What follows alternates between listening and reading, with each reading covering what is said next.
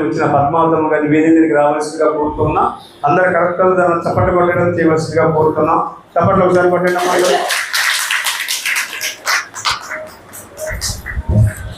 స్వామివారి సత్సంగాలు ఎందుకు ఏర్పాటు తప్పనంటే తెలియాలి, తెలిస్తేనే సత్యం తెలుస్తుంది, లేకపోతే సత్యం ఎప్పుడు పక్కనే ఉంటుందంట. తెలుసుకోవడానికి ప్రయత్నించడమే. అనేక మంది మహనీయులు చరిత్రలు రాశారు. తర్వాత అనుభవాలు, ఈ సద్గురుమూర్తి దగ్గరికి వచ్చిన తర్వాత అనుభవాలు అనేక మంది కలిగినాయి. భగవంతుడు ఇలా ఉంటాడా, ఇలా చెప్తాడా, లేకపోతే ఇలా చేస్తాడా, మనం ఇలా తెలుసుకోవచ్చని అనేక మందికి కలిగినాయి. కాబట్టి అందరూ కూడా శ్రద్ధగా వినవలసిందిగా మరొకసారి కోరుకుంటున్నాం.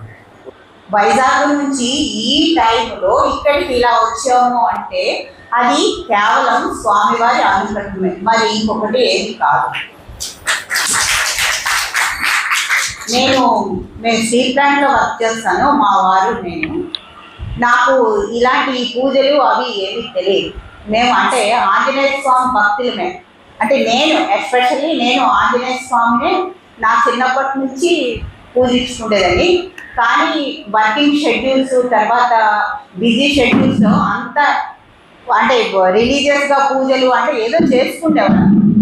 కానీ భక్తిపూర్వకంగా కూర్చొని అంటే భగవంతుడి ధ్యానమే జీవితం అని నేను ఎప్పుడు చేయలేదు. ఆ తర్వాత అలా డైలీ షెడ్యూల్లో అయిపోతూ అలా జీవితం వెళ్ళిపోతుంది. మా ఫాదర్ చనిపోయారు. తర్వాత ఒక 3 monthsకి మా తమ్ముడు భార్య కూడా చనిపోయింది. వాడికి 2 చిన్నపిల్లలు. మా నాన్నగారు ఆ ఇయర్ అంటే మా నాన్నగారికి పోయిన 3 monthsకి మా మరదలు చనిపోయింది. మా ఫాదరు అప్పుడు ఆ ఇయరే నాకు అంటే చనిపోయిన కొత్తలో కొంచెం నేను మా నాన్నగారితో నాకు అటాచ్మెంట్ ఎక్కువ. సో కొంచెం చాలా దిగులుగా ఉండేది. ఒకరోజు రాత్రి కనిపించారు. ఎలా అంటే మా నాన్నగారు అంటే భగవాన్ వెంకటేశ్వర స్వామి వారి చరిత్ర మనందరికీ తెలుసు. అవధూత లీలలో లాస్ట్ చాప్టర్లో ఉంటుంది శ్రీరాములు శెట్టి గారి అనుభవం. అది శ్రీరాములు శెట్టి గారికి పెరాలసిస్ వస్తుంది కదా. ఆ పెరాలసిస్ వస్తూ ఉన్నప్పుడు ముందు అతనికి స్వప్నంలో పెద్ద విమానం వచ్చినట్టు, ఆకాశంలో పెద్ద విమానం వచ్చినట్టు కనిపిస్తుంది కదా అతనికి. అతను భగవాన్ వెంకటేశ్వర మరి అతన్ని సేవ్ చేసినట్టు అలా వస్తుంది. తర్వాత అతనేమో వాళ్ళ కూతురు అల్లుడు వచ్చినా నేను ఈ పుణ్యభూమి వదిలి నేను వెళ్ళను అని చెప్తారు. అయితే ఆ కళ నాకు వచ్చింది. అప్పటికి నాకు భగవాన్ వెంకటేశ్వర వారు అంటే ఎవరో తెలియదు. బాబా గారు అంటే అందరూ వెళ్ళేవారు, కానీ మేము మా వర్కింగ్ షెడ్యూల్స్ పడి మేము ఎప్పుడు వెళ్ళేవాళ్ళం కాదు. చాలా రేర్ వెళ్ళడం అన్నది. సో అప్పుడు మా నాన్నగారు కనిపించారు. అదే కళ నాకు కనిపించింది. అంటే మా నాన్నగారు ఉన్నారు, మా వారు నేను ఏదో గొడవ పడుతుంది. ఇన్ఫాక్ట్ చెప్పాలి, అది ఒక పెద్ద దేవాలయం. మా నాన్నగారు ఉన్నారు. మా నాన్నగారు పెద్ద చెరుకు పెద్ద కర్ర ఉంటుంది కదా, వెదురు గడ, అది పట్టుకొని ఉన్నారు. ఉండి నన్ను దెబ్బలాడారు అనమాట. ఎందుకు మాటికి గొడవ పడతావు అని అన్నారు మా నాన్నగారు. అని మా వారిని నన్ను పెద్ద దేవాలయంలోకి తీసుకొని వెళ్ళిపోయారు. ఆ కర్ర పట్టుకొని మమ్మల్ని ఇద్దరిని దేవాలయంలోకి తీసుకెళ్ళిపోయారు. చాలా పెద్ద దేవాలయం అది. అదేంటో కూడా తెలీదు.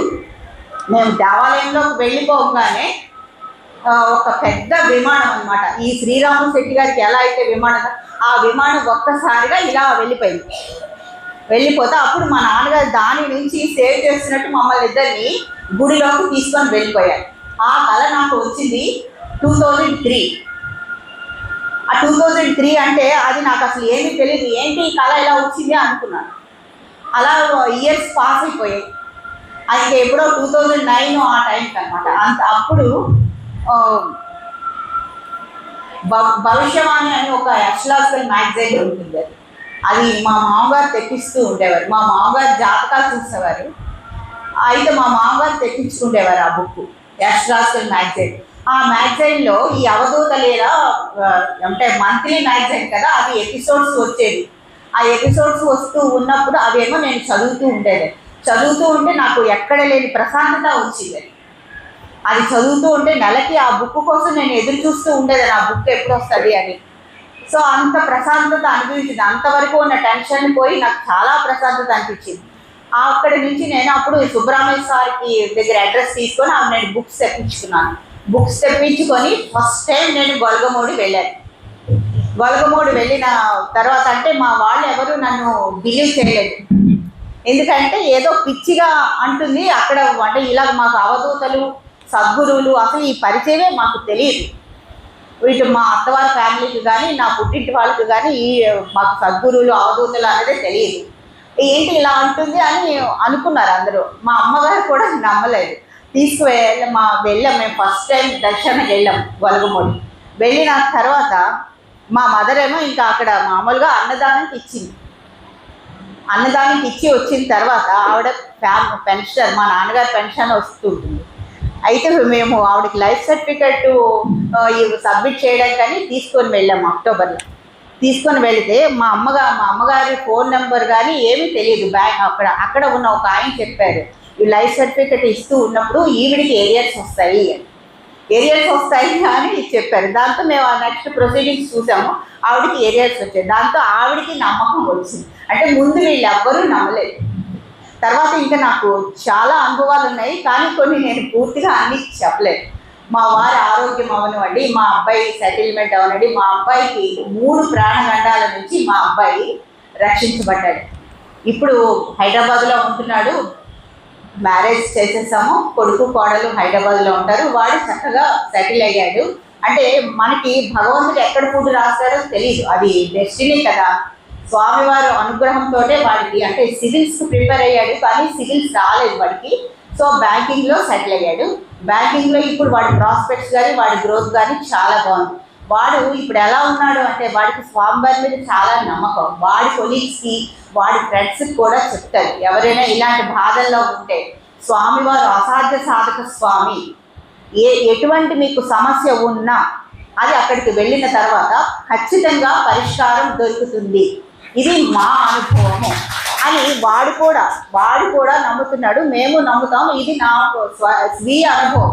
అంటే మనకి ఒక ఇన్సెక్యూరిటీ ఫీల్ అవుతూ ఉంటాం. మనకి అమ్మ ఉంటారు, నాన్న ఉంటారు, తోడబుట్టిన వాళ్ళు ఉంటారు, మ్యారేజ్ అయిన తర్వాత హస్బెండ్ ఉంటాడు. కానీ ఏ సమస్య వచ్చినా మనం ఎలా పరిష్కరించుకోవాలి అన్నది మాత్రం వాళ్ళెవ్వరూ మనకి చూపించారు. స్వామివారు మాత్రం చూపిస్తారు. అది మనకి ఇన్సెక్యూరిటీ ఫీలింగ్ పోతుంది. స్వామి ఉంటే మనకి ఏది అసాధ్యం కాదు. స్వామి ఇది నా స్వానుభవం. స్వామి సంత స్వామి జీవితం అంటే మనకి అంటూ ఏమైనా మిగిలి ఉంది అంటే ఇదే, అంతకు మించి ఏమీ లేదు. ఇది నా అనుభవాలు. నాకు ఎప్పుడు స్వామి చరిత్ర చదువుకోవడం ఇష్టం. స్వామినే ఎప్పుడు స్వామి స్మరణే, ఆ నామస్మరణ చేసుకుంటూ ఉంటాను. దాంతో ఈ స్వామి స్మరణ పారాయణం చేసుకుంటూ ఉంటాను. నాకు ఇంకొక లైఫ్ లేదు. అంటే మేము భార్యాభర్తలు ఇద్దరము రిటైర్ విఆర్ఎస్ తీసుకున్నాము. సో మా వాడు హైదరాబాద్లో ఉంటాడు. మాకంటూ ఇదే లైఫ్. మా వారికి అంటే పిఠాపురంలో స్వామి అప్పుడు నిర్వహించారు కదా సత్సంగం, అప్పుడు కూడా వద్దామని అనుకున్నాను. కానీ మా వారికి ఒంట్లో బాగాలేదు అప్పుడు. సరే స్వామి అనుభవం. అప్పుడు కూడా స్వామి మిరాకిల్ అది. ఈయనకి ఒంట్లో బాగులేనప్పుడు అక్కడ ఒక గురుబంధువు ఉన్నారు. ఆ టైంలో ఉంటే ఆయన చేత 9 కొబ్బరికాయలు వేయండి మా వారి పేరుని అని చెప్పారు. అంటే ఆ 9 కొబ్బరికాయలు అప్పుడు 10 రూపాయలే కొబ్బరికాయ, దుని కొబ్బరికాయ. వేసి 10 రూపీస్ దక్షిణ వేశారు. వేసిన తర్వాత అంటే మా వారికి మాకు కొన్ని కర్మఫలాలు ఉంటాయి కదా, వెంటనే ఇలా మాయ చేసినట్టు తగ్గిపోవు కదా, ఎవరికి తగ్గిపోదు. మాయ చేసినట్టు కొంత మనం అనుభవించే తీరాలి. అనుభవించిన తర్వాత అంటే గొడ్డలితో పడాల్సిన వేటు చిన్న చాకుతో పడుతుంది, కానీ వేటు పడాల్సిన వేటు ఎలాగో పడుతుంది. కానీ దాని యొక్క కాన్సిక్వెన్సెస్ తగ్గిపోతాయి, మనం బాగుంటాం. ఇది స్వామిని నమ్ముకున్న ప్రతి ఒక్కడి భక్తుడి అనుభవం. తర్వాత ఈ స్వామివారి లీలలు చదువుకుంటూ, స్వామివారిగా ఎప్పుడు చదువుకుంటూ అలా ఉంటాను. నాకు ఒక యూట్యూబ్ ఛానల్ కూడా ఉంది. అందులో కూడా స్వామివారి లీలలే పెడతాను. నేనేమి ఎవరికి సబ్స్క్రైబ్ చేయండి అది అని కూడా నేను అడగను. ఎందుకంటే ఇది నా ఆత్మసంతృప్తి కోసం, స్వామి నాకు తోడున్నారు, ఎప్పుడు నాతోనే ఉన్నారు అన్న ఫీలింగ్ నాకు కలగడం కోసం నేను అది చేసుకుంటున్నాను. ఎప్పుడు స్వామి నాతోనే ఉంటారు అన్న అనుభవం కూడా. ఇంకొక అనుభవం ఏమిటంటే, నేను ఇక్కడికి రావడానికి ముందు మే నుంచి నాకు హెల్త్ బాగాలేదు. మేము గొలగమూడి వెళ్ళాము. వెళ్ళి వచ్చిన తర్వాత నుంచి నాకు అంటే మా మామగారు సౌత్ అది అయింది. అయిన తర్వాత గొలగమూడి వెళ్ళి వచ్చాం. నాకు కొంచెం హెల్త్ బాగాలేదు. హెల్త్ బాగాలేదు, ఇక్కడికి వస్తానని కూడా అనుకోలేదు నేను. కానీ ఈ గురు పౌర్ణమి మొన్న 29ని కదా గురు పౌర్ణమి అయింది. ఆ గురు పౌర్ణమి బుధవారం అయింది. ముందు రోజు మంగళవారము ఎర్లీ అవర్స్ రాత్రి 2 గంటలకి అంటే 2:30కి నేను లేచిపోయాను అనమాట. ఆ కళ వచ్చిన తర్వాత పుట్టపర్తి సాయిబాబా గారు నాకు కనిపించారు. పుట్టపర్తి సాయిబాబా గారు ఆరెంజ్ కలర్ డ్రెస్లో కనిపించారు. అక్కడ కూర్చున్నారు. మా వారు, నేను, ఇంకా మా బంధువులు అందరం కలిసి వెళ్ళాము దర్శనానికి. స్వామివారు నాకు కొన్ని పేపర్లు, అతను చదువుతున్న బుక్లో కొన్ని పేపర్లు నాకు చించి ఇచ్చారు, నా బొంగులో వేశారు. నాకు అదేమీ అర్థం అవ్వలేదు. ఆ తర్వాత స్వామివారు ఫోన్ చేశారు. అది నాకు భగవాన్ వెంకయ్య స్వామి వారు పుట్టపర్తి సాయిబాబా రూపంలో అనుగ్రహించి నాకు ఈ అవకాశాన్ని నాకు ఇచ్చారని నేను భావిస్తున్నాను.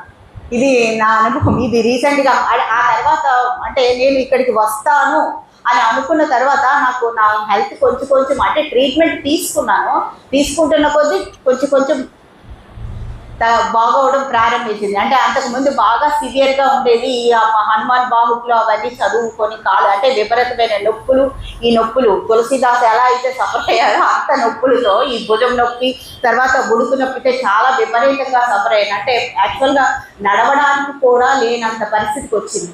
అలాంటి పరిస్థితి నుంచి నేను ఈనాడు ఇక్కడికి ఇలా వచ్చాను అంటే అది కేవలం స్వామివారి అనుగ్రహం. అంత సీరియస్గా ఉన్నప్పుడు నేను జమ్మూ ఫోన్ చేశాను. జమ్మూలో ఉంది మాకు విజయనగరంలో. జమ్మూలో ఫోన్ చేస్తే అక్కడ స్వామివారికి గుడిలో కొబ్బరికాయ వేసి పూజ చేశారు. ఆ రోజు ఈవినింగ్కే కాస్త రిలీఫ్ ఇచ్చింది నాకు.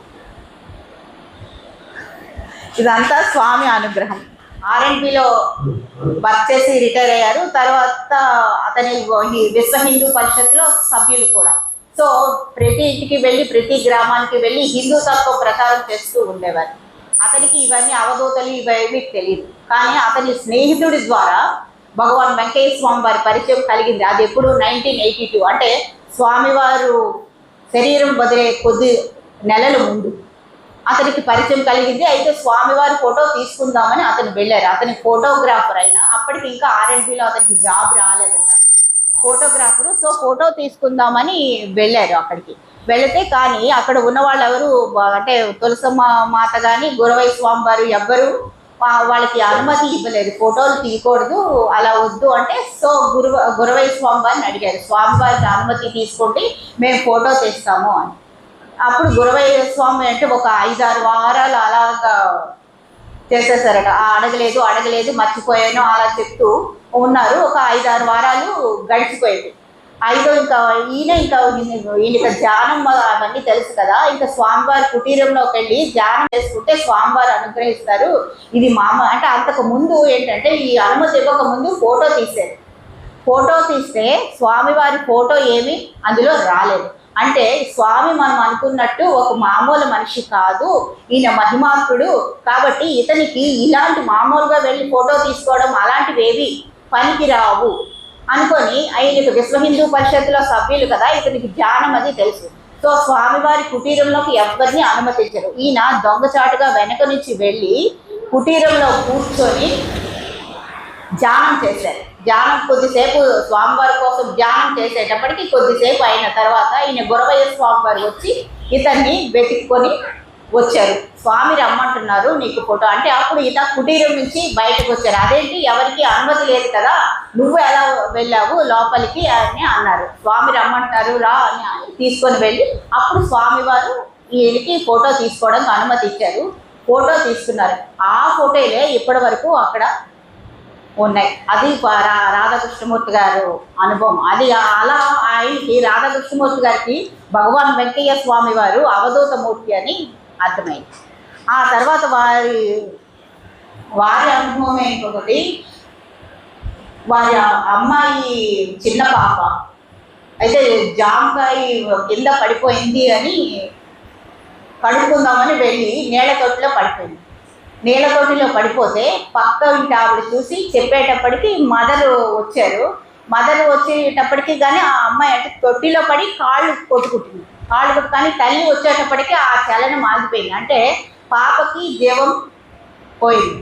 అప్పుడు ఇంకా వాళ్ళు అంటే స్వామివారి భక్తులు ఎలా అలా ఏడుస్తూ ఉంటే పాపలో అప్పుడే కొద్దిగా చలనం వచ్చింది. అలా స్వామివారు అనుగ్రహంతో ఆ పాప సేవ్ అయ్యింది.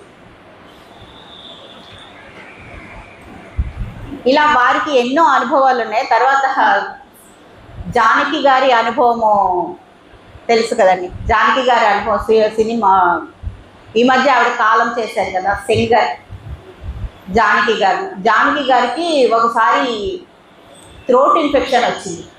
థ్రోట్ ఇన్ఫెక్షన్ వస్తే ఆవిడ ఎంత ట్రీట్మెంట్ తీసుకున్నారట, ఫారెన్ నుంచి మెడిసిన్స్ తెప్పించుకున్నారు, ఏమైనా ఆవిడకి తగ్గలేదు. తగ్గకపోతే వాళ్ళ బంధువు వైద్యులు సుధాకర్ అని, ఇది అవధూతల లేల గ్రంథంలో ఉంటుంది, అతను షుగరు బీపీ నుంచి సేవ్ అయ్యాడు కేవలం స్వామివారి వల్ల. వైద్యులు సుధాకర్ అతను ఈమెకు రిలేటివ్, ఈయన జానకి గారికి. సో అప్పుడు అతను చెప్పారు, మీకు ఈ మందుల వల్ల ఎలాగో నివారణ అవ్వట్లేదు, మీకు కూడా పాటలు పాడలేకపోతున్నారు ఆవిడ. దాంతో మీరు ఒకసారి గొలగమూడు వచ్చి స్వామివారిని దర్శించుకోండి, మీకు స్వామివారి అనుగ్రహం కలుగుతుందంటే అక్కడికి ఆమె వచ్చారు. కొద్ది కాలం ఉన్నారు. తర్వాత ఉండి ఆవిడ అక్కడ మేలుకొలుపు పాటలవి పాడారు. ఆ తర్వాత గొంతు బాగా ఆవిడకి బాగైంది కొద్ది రోజులకి. అంటే గొలగమూడు వచ్చారు, ఆ అమ్మ అక్కడ ఉన్నారు, పాటలు రచించారు, గొంతు బాగైంది. ఆ తర్వాత నేను ఈ పాడిన పాటలకి క్యాసెట్ చేసి ఇస్తాను అని ఆవిడ చెన్నై వెళ్ళిపోయారు. కానీ ఆ తర్వాత ఆవిడ షెడ్యూల్స్ అవనివ్వండి వాట్ ఎవర్ ఇట్ మీన్ ఆవిడ మర్చిపోయారు. క్యాసెట్ పంపలేదు. క్యాసెట్ పంపకపోతే అప్పుడు బరిగెల నాగయ్య గారు, స్వామివారి సమాధి మందిరంలో ఫస్ట్ పూజారి అతనే, ఆయన బరిగెల నాగయ్య గారు సుబ్బరామయ్య సారు ఇద్దరు వెళ్ళారు. వెళ్ళి ఆమెకు చెప్పారు, మీరు మర్చిపోయారమ్మా, ఇలా చేయడం కరెక్ట్ కాదు, మీరు ఒకసారి అంటే ఇది చేసి వెళ్ళండి, లేకపోతే మళ్ళీ మీకు సమస్య మొదటకు వస్తుంది అని చెప్పారు. దాంతో ఆవిడ క్యాసెట్ చేశారు. క్యాసెట్ చేసి ఇలా స్వామివారి ఫోటో, సో ఆ ఫోటో కోసం ఆవిడ ఫోటోగ్రాఫర్స్ని పంపించారు. పంపిస్తే ఏ ఫోటో కూడా వాళ్ళు తీసిన ఫోటోలు ఏవి సరిగ్గా రాలేదు స్వామివారికి. అప్పుడు ఈయన సుబ్బరామయ్య సార్ చెప్పారట, అక్కడ ఫోటోలు కృష్ణయ్య అని ఉంటారు నెల్లూరులో, వారి దగ్గరికి వెళ్ళండి అంటే అప్పుడు ఇక్కడికి ఇద్దరి దగ్గరికి వచ్చి ఫోటో తీసుకొని ఆ ఫోటో క్యాసెట్ మీద ముద్రించి ఆ క్యాసెట్స్ ఇచ్చారు. ఇప్పుడు అక్కడ మనం వింటున్నాం కదా హారతి పాటలు, అది జానకి గారు పాడిన పాటలే. ఈ విధంగా స్వామివారు ఆమెకు అనుగ్రహాన్ని ప్రసాదించారు. ఇంకా చాలా లీలలు. ఈయనవే ఆలువారి రాధాకృష్ణమూర్తి గారితో ఇంకొక అనుభవం. అది ఏంటంటే స్వామివారు మొదటి ఆరాధనకి వచ్చినప్పుడు నైట్ అంతా ఇలాగే అతను అనుభవాలు చెప్తాము అని అనుకొని మైక్ సెట్ తీసుకున్నారట. ఆ మైక్ సెట్లో అప్పుడు ఛార్జింగ్ లేదు. సో ఇది రాత్రి మాట్లాడడానికి సరిపోదు ఎలాగా అనుకుంటే అతను, కానీ ఆ ఛార్జింగ్ ఆయన రాత్రంతా మాట్లాడినా కూడా ఆ ఛార్జింగ్ అలాగే ఉంది. అంటే అప్పుడు అతనికి ఒక్కొక్క అనుభవము ఒక్కొక్క మేలుకొలుపు అనమాట. అతనికే కాదు, ఇది మన జీవితానికి కూడా మేలుకొలిపే. అంటే అతని భగవాన్ వెంకయ్య స్వామి వారికి నమ్ముకుంటే మనకి అసాధ్యం అంటూ ఏమీ ఉండదు. స్వామివారు అంటే మనకి తల్లిదండ్రి కొంతకాలం ఉండవచ్చు, కానీ స్వామి మాత్రం మనకి జన్మనిచ్చిన తండ్రే. ఈ రూపంలో మనకి తల్లిదండ్రులను ఆ రూపంలో ప్రసాదించిన చూసేవారు మాత్రం అతనే. ఎప్పుడైనా నేను ఎప్పుడూ అనుకుంటాను, గొలగమూడు వెళ్ళినప్పుడు నా ఫీలింగ్ ఏమిటంటే, ఇది నేను నా పుట్టింటికి వచ్చాను అన్న ఫీలింగ్ నాకు ఉంటుంది. గొలగమూడే కాదు, పిఠాపురం వెళ్తాను. పిఠాపురంలో కూడా నాకు చాలా మంచి అనుభవం ఉంది. పిఠాపురము గోపాల్ బాబా గారు ఉండేవారు. గోపాల్ బాబా గారి దగ్గరికి మేము భగవాన్ వెంకయ్య స్వామి గారి దగ్గరికి వెళ్ళడం మొదలుపెట్టిన తర్వాత గోపాల్ బాబా గారి గురించి చెప్పారు. గోపాల్ బాబా గారి గురించి చెప్పినప్పుడు మేము గోపాల్ బాబా గారి దర్శనం చేసుకున్న తర్వాత మొదట్లో అంటే మనకేమీ అంత భక్తిభావము అలా ఏమీ ఉండదు కదా, మామూలుగా వెళ్ళాము, దర్శనం చేసుకొని వచ్చాం. తర్వాత నేను ఇంటికి వెళ్ళి పారాయణం చేసుకునేదాన్ని. అవన్నీ అప్పుడు పారాయణం చేసుకున్న తర్వాత స్వామివారు రిసీవింగ్ వేరుగా ఉండేది ఎప్పుడు. అంటే అప్పుడు మనం తీసుకెళ్ళిన పళ్ళు అతను ముట్టుకోవటం అలా జరుగుతూ ఉండేది. ఒకసారి ఏమైందంటే ఆ, నేను బుక్ కొనుక్కున్నాను, సాయి సత్యవ్రతం బుక్, దత్తాత్రేయ దత్త వ్రతం కొనుక్కున్నాను బుక్. ఆ బుక్ కొనుక్కొని స్వామివారి దగ్గరికి వెళ్ళాను, పిఠాపురం గోపాల్ బాబా గారి దగ్గర. గోపాల్ బాబా గారి దగ్గరికి వెళ్ళినప్పుడు అందరూ ముద్రలు, అతను అంటే వచ్చిన వారికి అంటే ముద్రలు వేసిస్తారని నాకు అప్పటి వరకు తెలియదు. కానీ అతను బుక్ మీద, తర్వాత కరెన్సీ నోట్ల మీద సైన్ చేసి ఇస్తారు, భూపత్రాల మీద సైన్ చేసి ఇస్తారని చెప్పారు అక్కడ. నేనేమో మామూలుగా బుక్ ఏమో నేను అసలు అతనికి ఇద్దామని కూడా అనుకోలేదు. నేను బుక్ పట్టుకొని అతని పక్కన నిల్చున్నాను, అతను కూర్చున్నారు, ఆ పక్కన నేను నిల్చున్నాను బుక్ పట్టుకొని. ఆ బుక్ చేతిలో ఉన్న బుక్ తీసుకొని బుక్ అంతా మొత్తం వేలిముద్రలు, అతని వేలిముద్రలు వేసి ఇచ్చేసారు. అంటే అప్పుడు నాకు అర్థమైంది, భగవాన్ వెంకయ్య స్వామి వారు గోపాల్ బాబా వేరు వేరు కాదు. అంటే స్వామివారు 82లో శరీరం వదిలిపెట్టారు, అప్పుడు మాకెవరో అతను ఎవరో తెలియదు. అంటే నీకు స్వామివారు అప్పుడు నీకు తెలియకపోయినా నేను ఇప్పుడు ఈ రూపంలో ఉన్నాను అని నాకు ఆ బుక్ అంతా వేలిముద్రలు వేసి ఇచ్చారు. ఆ బుక్ మేము పూజలో పెట్టుకున్నాము. అంటే స్వామివారి అనుగ్రహం అలా ఉంది నాకు. నాకు అప్పుడు అర్థమైంది, అంటే అప్పుడు మీరు ఇవ్వలేదు కాబట్టి నాకు వేలిముద్రలు ఇప్పుడు ఈ రూపంలో మాకు ఇచ్చారా స్వామి అని అనుకున్నాను. స్వామివారి పెట్టే భక్తులు నేను ఎవరికి ఇంతవరకు అమ్మడం కానీ దాన్ని చేయలేదు. ఇలాంటప్పుడు ఉపయోగిస్తున్నాం. వారిని సెలవుతో ఈ సంవత్సరంగా సన్మానించవలసిందిగా మా మాతని రాసుకుంటున్నాం.